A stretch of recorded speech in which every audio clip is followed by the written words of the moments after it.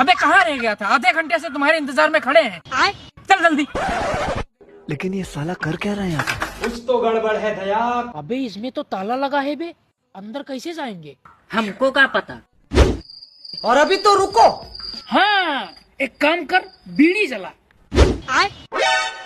बीड़ी जल गया बॉस।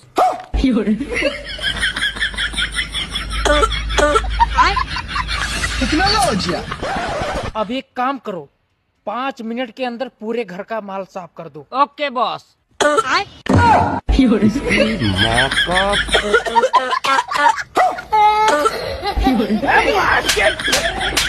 साला तुमको बोले हैं चोरी करने के लिए, पूरे घर में मुजरा कर रहे हो।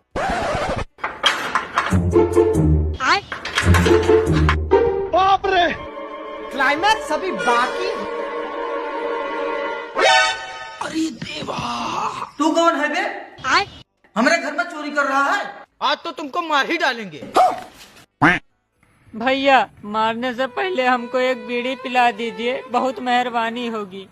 फंस गया सी है। ये गड़बड़ है बाबा। बहुत बहुत धन्यवाद भैया। साइकिल पर बैठ जाएं। बैठ जाओ। नहीं सारुण के यहाँ कुछ तो गड़बड़ है।